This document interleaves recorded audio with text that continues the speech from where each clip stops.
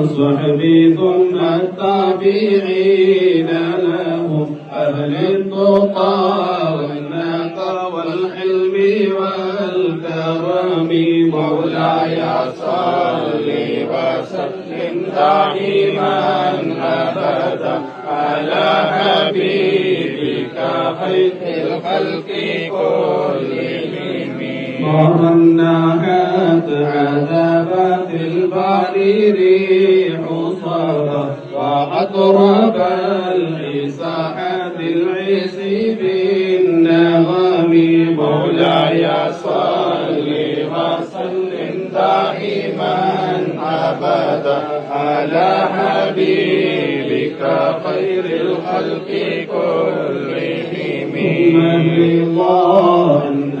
ഖബറുകളുടെ മുകളിൽ നിർമ്മാണ പ്രവർത്തികളെ സംബന്ധിച്ച് ചർച്ച ചെയ്ത പണ്ഡിതന്മാരൊക്കെ ഉപയോഗിച്ച ചില സാങ്കേതിക പദങ്ങളുണ്ട്. അവയുടെ അർത്ഥം, അതുകൊണ്ട് ഉദ്ദേശിക്കപ്പെടുന്ന ആശയം എന്താണ് എന്ന് സാധാരണക്കാരായ ആളുകൾക്കും മുതഅല്ലിമീങ്ങൾക്കും മനസ്സിലാക്കാൻ വേണ്ടി ആദ്യം ഒന്ന് വിശദീകരിക്കുന്നു. ഒന്ന്, മംലൂക്കായ ഭൂമി, ഏതെങ്കിലും ഒരു വ്യക്തിയുടെ ഉടമസ്ഥതയിലുള്ള അല്ലെങ്കിൽ വ്യക്തികളുടെ ഉടമസ്ഥതയിലുള്ള ഒരു സ്ഥലം, അവിടെ മറവ് ചെയ്യുന്നതിനുള്ള ചില നിയമങ്ങൾ വ്യത്യസ്തമായി പണ്ഡിതന്മാർ വിശദീകരിച്ചിട്ടുണ്ട്. രണ്ടാമത്തത്, പുറമ്പോക്ക് ഭൂമി, ആരുടെയും ഉടമസ്ഥതയിലില്ലാത്ത സ്ഥലങ്ങൾ. അത്തരം സ്ഥലങ്ങളെ കുറിച്ച് സാധാരണ കർമ്മശാസ്ത്ര ഗ്രന്ഥങ്ങളിൽ നമുക്ക് കാണാൻ സാധിക്കും. അത് ആരെങ്കിലും പരിപാലിച്ച് കൃഷിയോഗ്യമാക്കി എടുത്താൽ അത്തരം സ്ഥലങ്ങളെ സ്വന്തം ഉടമസ്ഥാവകാശത്തിലേക്ക് മാറ്റാവുന്നതും, അതിൽ ആരാണോ പരിപാലിച്ച് എടുത്തത് അദ്ദേഹത്തിന്റെ ഉടമസ്ഥതയിലേക്ക് വരുന്നതാണ്. അതിന് ഇഹിയാഉൽ മവാത്ത് എന്ന ഒരു വിഭാഗം തന്നെ കർമ്മശാസ്ത്ര പണ്ഡിതന്മാർ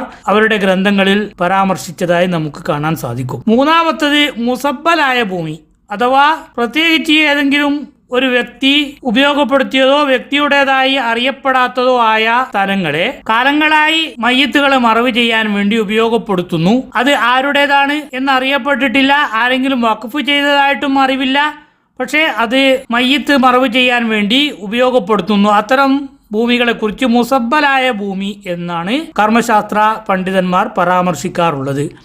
നാലാമത്തത്, വഖഫ് ചെയ്യപ്പെട്ട ഭൂമി, അഥവാ മയ്യിത്ത് മറവ് ചെയ്യാൻ വേണ്ടി ഏതെങ്കിലും ഒരു വ്യക്തികൾ അവരുടെ വകയായിട്ടോ അതല്ലെങ്കിൽ നമ്മുടെ നാടുകളിലൊക്കെ ചെയ്യാറുള്ളത് പോലെ മഹല്ല് കമ്മിറ്റിയുടെ നേതൃത്വത്തിൽ പണം പിരിച്ച് ഭൂമി വാങ്ങിയിട്ട് മറവ് ചെയ്യാൻ വേണ്ടി വഖഫ് ചെയ്യുന്ന, മറ്റൊരാവശ്യത്തിനും ഉപയോഗിക്കാൻ പറ്റാത്ത രൂപത്തിൽ ശറഈൽ വഖഫിന് എന്തൊക്കെയാണോ നിശ്ചയിച്ചിട്ടുള്ളത് അത്തരം നിയമങ്ങളെല്ലാം ബാധകമാകുന്ന രൂപത്തിൽ ഏതൊരാവശ്യത്തിന് വേണ്ടിയാണോ ആ സ്ഥലം വാങ്ങിയിട്ടുള്ളത് അല്ലെങ്കിൽ വ്യക്തി വഖഫ് ചെയ്തിട്ടുള്ളത് അതിനു വേണ്ടി മാത്രം ഉപയോഗിക്കാൻ പറ്റുന്ന രൂപത്തിൽ വഖഫ് ചെയ്യപ്പെട്ട ഭൂമി. ഈ 4 തരത്തിലുള്ള ഭൂമികളെക്കുറിച്ചും കർമ്മശാസ്ത്ര ഗ്രന്ഥങ്ങളിൽ പണ്ഡിതന്മാർക്കിടയിൽ അഭിപ്രായ വ്യത്യാസങ്ങൾ നമുക്ക് കാണാൻ സാധിക്കും. അപ്പോൾ ഈ 4 പദങ്ങളുടെ അർത്ഥം എല്ലാവരും മനസ്സിലാക്കിയാൽ അത്തരം പദങ്ങൾ വരുന്ന സ്ഥലത്ത് കൂടുതൽ വിശദീകരണം ആവശ്യമായി വരില്ല എന്ന നിലക്ക് അത് എല്ലാവരും മനസ്സിലാക്കി വെക്കുക. അപ്പോൾ 4 തരം ഭൂമികളാണ് മയ്യിത്തിനെ മറവ് ചെയ്യുന്നതുമായി ബന്ധപ്പെട്ട് കർമ്മശാസ്ത്ര ഗ്രന്ഥങ്ങളിൽ പരാമർശിച്ചിട്ടുള്ളത്. അപ്പോൾ വഖഫ് ചെയ്യപ്പെട്ട സ്ഥലം, അത് യാതൊരു കാരണവശാലും അവിടെ മയ്യിത്ത് മറവ് ചെയ്യാനല്ലാതെ മറ്റൊരു ഉപയോഗത്തിനും അത് ഉപയോഗിക്കരുത്. കൃഷിയിടമായി ഉപയോഗിക്കാൻ പാടില്ല, മറ്റ് നിർമ്മാണ പ്രവർത്തനങ്ങൾ, വാടക കെട്ടിടമുണ്ടാക്കാൻ പാടില്ല, അങ്ങനെ തുടങ്ങി ഒരാവശ്യത്തിനും മയ്യിത്ത് മറവ് ചെയ്യാൻ വേണ്ടി വഖഫ് ചെയ്യപ്പെട്ട സ്ഥലം മറ്റ് വഖഫുകളെ പോലെ തന്നെ ദുരുപയോഗം ചെയ്യാൻ പാടില്ല എന്നത് എല്ലാവരും മനസ്സിലാക്കേണ്ട ഒരു വസ്തുതയാണ്. നമ്മുടെ നാടുകളിൽ കാണുന്ന ഏകദേശ ഭൂമികളും അത്തരം വഖഫുകളാണെന്നാണ് നാം മനസ്സിലാക്കുന്നത്. ചില വ്യക്തികൾ ശ്മശാനം ഉണ്ടാക്കാൻ വേണ്ടി വഖഫ് ചെയ്തത്, അതല്ലെങ്കിൽ പള്ളിക്ക് വേണ്ടി പള്ളി കമ്മിറ്റിയുടെ നേതൃത്വത്തിലോ മറ്റോ പണം പിരിച്ചെടുത്തുകൊണ്ട് സ്ഥലം വിലക്ക് വാങ്ങി വഖഫ് ഭൂമിയായി മാറ്റിയിട്ടുള്ളത്. ഇത്തരം ഭൂമികളാണ് നമ്മുടെ നാടുകളിൽ വ്യാപകമായിട്ടുള്ളത്. ചില സ്ഥലങ്ങളിൽ കാലങ്ങളായി മറവ് ചെയ്തു വരുന്നു. ആരാണ് വഖഫ് ചെയ്തതെന്നൊന്നും അറിയില്ല. അത് പ്രത്യേകിച്ച് വഖഫ് ചെയ്തതായി നമ്മുടെ കയ്യിൽ രേഖയുമില്ല.